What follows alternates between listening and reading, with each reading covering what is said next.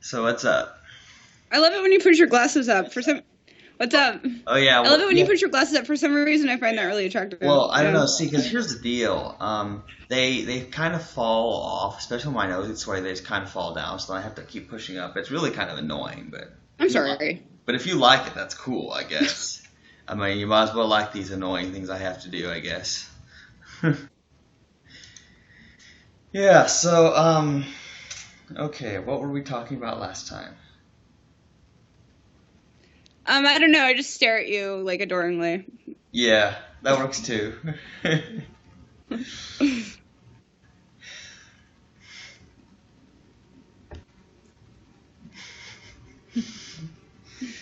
Oh. Do you know anything about politics? It's like all a facade. It's like so fake. I mean, it's not like what's really going on. It's like what they tell like the general public, you know. Well, in episodes 85 and 86 of our podcast, George Ortega and Michael Laster are talking about the Republican debates they watch, and I haven't watched any debates or anything because I didn't know who Donald Trump was, but Really? yeah, but apparently he's some guy who called Rosie O'Donnell a fat pig or something like that or whatever, and they brought that up because we've been discussing the topic of fat shaming and why that's wrong and all that nonsense. But these politicians, they're always looking for something they can insult people. Usually the other politicians they're running against. And so it's all just a bunch of name calling. It's like something a bunch of third graders would do. Like it just seems really stupid and I'm kind of like the guy who isn't going to bother voting because I don't think it's legitimate. I don't think that it really makes a difference.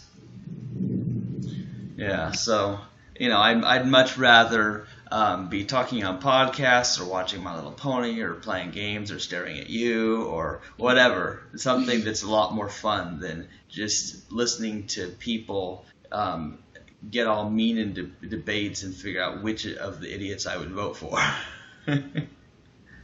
Ooh, Cat. Look, she looks so confused. She's like trying to figure out what's going on. She's so smart. She's so cute. Yeah. So if you can see me, then your cat can see me and probably wonders why there's a person in this computer. Yeah. You know what? She likes the Nyan Cat video. Oh, really? Yeah, and she really likes classical music. Cool. I know. Yeah. In the Nyan Cat video, I can actually sing that. Can you? Yeah, it's like meow meow meow meow meow meow meow meow meow meow meow meow meow meow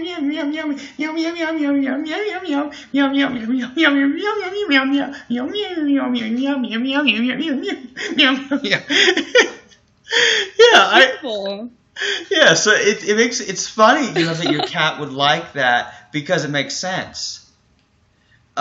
Because I've done that, where there'll be a cat and I'll go meow. Or a dog will like woof woof woof woof. And so I like to make animal noises if I know an animal noise, but I don't really know that. Of course, I can do a cow. I can totally do a cow, like.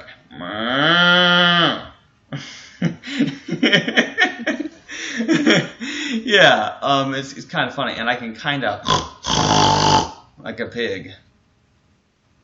So yeah, I can, and then I actually there's this sound that horses make, and I don't know if you call it a neigh or what you call it, but it's like no, that's not right. That's just I can't quite. Yeah, I can't make their sound, but they have a very interesting sound, and they all have their sounds, and they have their languages too. Like we were watching a documentary, like the Discovery Channel thing about dolphins. And there's different languages and different dialects, and they have certain calls for different things. It's well, they all got their language. They speak in different ways, and I just like that kind of stuff because there's a lot of people they say these animals aren't conscious, they're not thinking, they're not intelligent, none of these things. It's I mean, come on, they're just like us. Your cat likes classical music and the Nyan Cat video. Makes sense,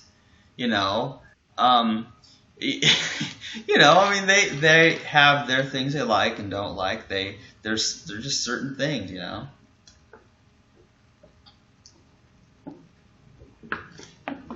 Um, I I was like, I was at a friend's house the other day, and I was like waiting for them, and I was like stuck in this like stairwell, like locked in sort of, and I looked out the window, and there was like I could see into someone else's house, like I could see into their kitchen, and they had like a pot on the stove, and then suddenly they like walked into the room, and like they're like I've seen the family, they're like this cool Asian family, and like they were stirring the food like so slowly and so like with such control. Like I couldn't help but to watch it. I was like mesmerized by it, and I was like, I felt like such a peeping tom. And then the guy started to eat, and for some reason, I was like really into it. I was like just watching him like consume, so I'm not the like only one who does that. or ingest, huh? So I'm not the only one who does that. Like you like to watch people eat like Yeah, in like private. I was like yeah. kind of hidden. I'm like I couldn't look away though. It was like Well, have you ever watched somebody eat a donut when they're half I have before, but not with intention. Yeah, I mean, that wasn't like okay. This kind of funny story. Okay, well, okay. I used to go to this church, a long time ago. And I worked in the coffee bar, and okay, and there was one of the people that worked there. Her name was Alyssa, but I would watch her eat.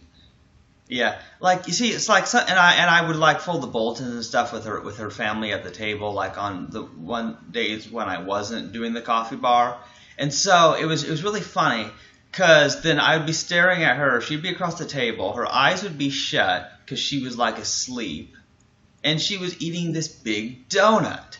And so you had to see it, because it's like, so imagine she's sitting there and she has this donut.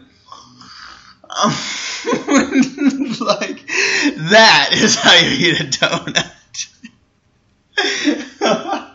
But yeah, I don't know. I mean, it's just a weird thing, and I'll observe people, and I'll try not to.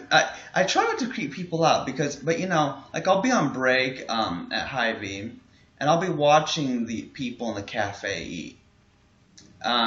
Because like part of it is like I want to see, well, what are they eating? And of course I'm usually disgusted if it's meat, and other animal products, because I have such a vegan, I just can't stand the sight of it, which is very difficult when you have to put that stuff in your customers' bags, But but I like to analyze the way people eat, because if you look at them, they look like a bunch of gorillas.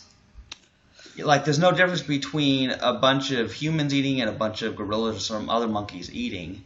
They're the same kind of thing. They're just stuffing their faces with food, except that humans are using, forks and spoons and weird stuff like that, or just grabbing certain things and just stuffing them in their mouth with a hand.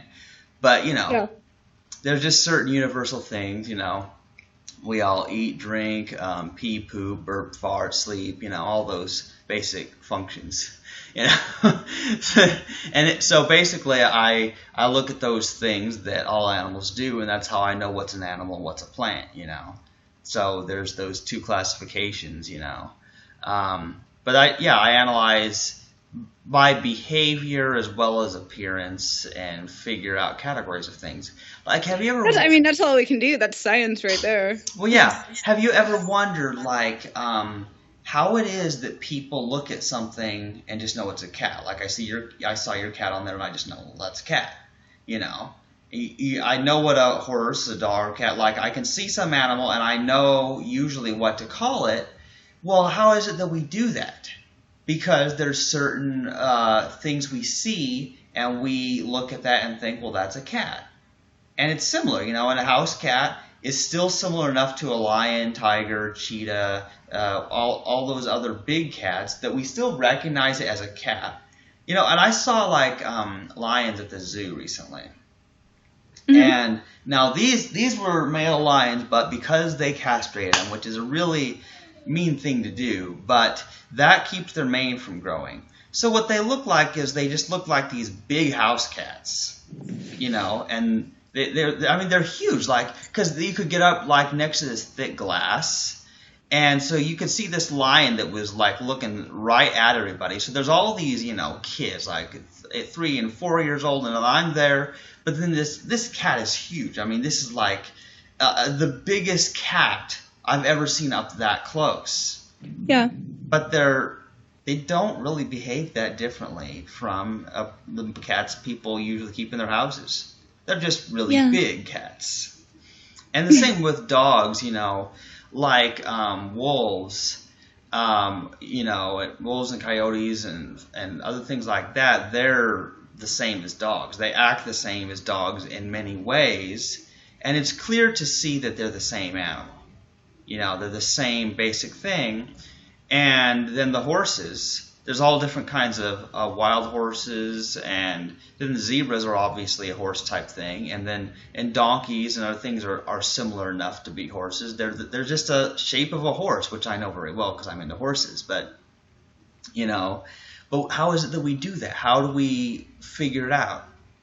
Because if you're trying to explain what a cat or a horse or a seal or something looks like, how do you describe that with words? You can't. You have to have a picture. That's what Google Images is for. I guess how you could describe it with words, though, if you do have its like genetic like classification, like the pattern of its DNA. I mean, that's one way to do it with words. Yeah. But yeah, a lot of it is just referencing what we know and stuff like that. But so is all communication. It's all association. But on the subject, real quick, if I may, like on the subject of like our form and like consumption, isn't it so weird? Like, first of all, like nobody knows what's going on. We're just like made of these tiny little particles, and then on like this level, on this plane, like we're spinning around on the sphere, like in the middle of outer space. We're like total aliens, and like we're weird, like space monsters. Like we have this like food hole, and like that's all. Like you said, like we just go around just like consuming other life forms, even the plants. I mean, we have to like keep killing. And sometimes I think like how much death went in, like with my ancestors and stuff like that. Like how much death went into my life. Like, and I look at my teeth, and it's just like so weird that we just like gnaw at things, and I don't know. It's just really trippy. well, yeah. I mean, here's the deal. Like, people on the average everyday human level don't think about this, but I realize that I'm not an individual self. I have to realize I'm a collection of living cells, and that all the things that all my internal organs are doing, I'm not even aware of. I don't even know where they're located. I can't remember that kind of stuff. Yeah. I only know that my heart's somewhere around here because I can feel it. And I just, but yeah, our bodies just do what they do while we're asleep. We don't even have to think about breathing, and so it's like, here's how it feels, is it feels like the me that's the conscious is located where my eyes are, because everything I see is from my viewpoint of my eyes, so that's just where it feels like I am. But like I can't, like I don't. This is a weird thing. Is like I don't get the idea of ghosts and spirits and afterlife and all that stuff, because as far as I'm concerned, somehow the consciousness is wrapped up somehow with this body, and so I don't think it can extend beyond that. Because otherwise I have to figure out, well, why can't I do that? Why can't I just float around like, I don't know, Casper the Friendly Ghost or an invisible pink unicorn or something weird, just fly around and not be physical. I wish I could do that, because that'd be cool. Yeah, it's like a machine. It's like a mechanism. Like our consciousness, like everything's like conceptual. You know what I mean? And our thoughts, we can hear them in our mind, but really it's just like chemical associations with like sounds we've heard before. Mm-hmm. And it's a really weird thing. It's so bizarre. Sometimes I'll think about it, and it's just so strange that it's in existence and that we're experiencing the consciousness. And well, when you think about it, computers store data all the time, and they can be retrieved. So the fact that we can remember songs and sing and whistle them. I'm gonna have to go, Chandler. Oh, I'm sorry. yeah. Well, that's too bad. It's a lot of fun. One of these days we're just gonna have to talk a lot. Yeah. I'm sorry. Yeah. Seriously though, you might want to listen to, well, once I get it uploaded. There's one about difference between atheism and pantheism, because George is a pantheist on our podcast. Like, the universe is conscious and intelligent, and it's really cool what he talks about. Yeah. I'm a big fan of Jung. What? I'm a big fan of like Carl Jung.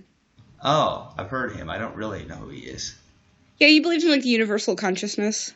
Ooh. He was a student of Freud or something. Oh, cool. Yeah, George Ortega might have mentioned him. Yeah. Well, I guess you got to go, but it's been great. You too. It's always great to see you. You're so handsome. Thank you. Bye. Bye.